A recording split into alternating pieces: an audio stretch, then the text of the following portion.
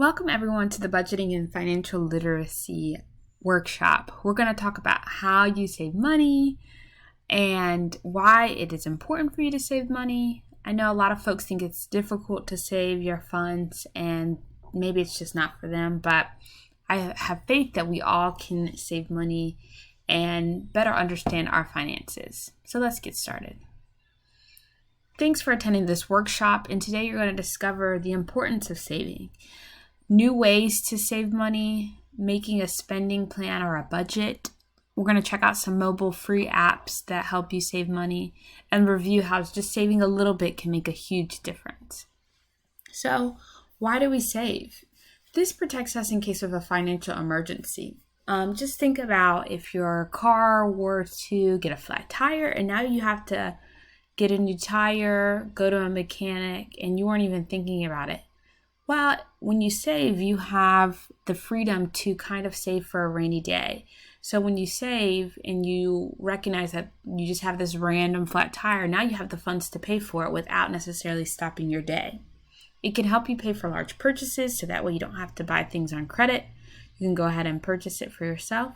And then it decreases your stress that's related to money. So as in that prior scenario, how stressful would it be is if you don't have the money to fix your flat tire, but you need to get to and from school? That's going to be stressful, right? But saving gives you the confidence that if a rainy day arises, an emergency, that you have the funds to take care of the situation yourself. Some tips and tricks for saving is just get started. I think 1,000 steps start with one. So whether you start saving $1 a month, $1 a week, whatever works best for you, just start doing it. Focus on what you can do rather than what you can't. Oh, I can't save $100 a month. It's just too much. That's totally fine. But can you save $1? Can you save 50 cents? And there's no small amount. Anything towards saving is a big step forward. So definitely think about what you can do rather than what you can't. The first step is taking charge of your life and your money. So define your financial goals. How much do you want to save in a 1 month period? Make plans to reach your goals. So I do want to save $5 each paycheck. Then you take action and turn your goals so that they can become a reality. Because it's one thing to plan. Oh, I'm going to plan to save this. Or when I get this refund check, I'm going to plan and do this with my money. But you've got to follow through. Taking action is what turns all of your planning into a reality. Important tips: you must separate wants from needs. If you don't necessarily need it right now, it's not essential, hold off on purchasing it. Examine your spending habits with a clear lens and be honest with yourself. When you get the stipends from the program, don't go spending it on things that you don't necessarily need. New shoes, new clothes, they're all fun and dandy, but not when you have to pay different things like your phone bill or maybe a rent or whatever the case may be. Create a budget. And this kind of serves as your roadmap, and we'll talk more about that later in the presentation. And be willing to change your spending habits. I think it's really difficult to change habits that aren't the best for our saving.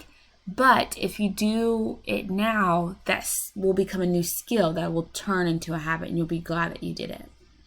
Here's an example of how small savings lead to big gains. As you can see, the individual created the 52-week money challenge saving plan, and 1 week, on week 1, they saved $1, week 2, $2, and so on.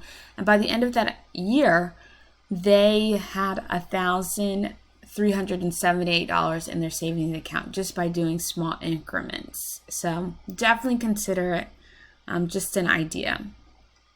As a student, take advantage of student discounts. Showing your student ID at various places like movies, the stores, museums, and so much more allow you to get a discounted rate on those purchases. So don't hesitate to show your Central Carolina student ID and get those discounts. So, as promised, making a spending plan or a budget is the best way to keep track of your money. How many times do you just give cash or use your debit card? and you don't necessarily think about the purchases you're making. So with a weekly budget, you can kind of carve out where you're spending in most areas and how much you want to spend. And you see that this weekly budget that I put in as an example has the expenses broken down by rent, transportation, phone, grocery, and so forth. This shows exactly how much you have coming in every month and where you want to spend it and where you might be able to save a few dollars. Some suggestions: practice self-discipline.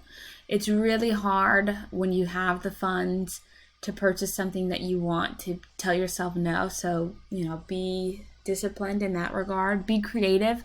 Find fun ways to save money, and then utilize the mobile apps to help you save as well. If it's someone's birthday and you need to purchase a gift, what are some creative alternatives? Well, instead of spending money, how about offering your time, like babysitting or yard work, have a picnic? Are you creative or have a talent? Well, then use it. Write someone a poem, a song, paint a picture, make them a nice birthday treat. Some inexpensive ways to kind of celebrate the birthday person without necessarily having to break the bank to get a really expensive gift. These are some apps that are available at your app store that can help you with monitoring how much you're spending and where. And then some of these apps even have a roundup feature that'll round up your spending amount to the nearest whole dollar and put the difference in your savings account. And that's Digit, Capital, and Acorns, and you can visit those websites to get more information. But in conclusion, be creative in how you can save your money, because you can do it. Saving small leads to big gains in the future, and utilize resources like a budget calendar or a budget calculator, mobile apps to help you save. Have a good one.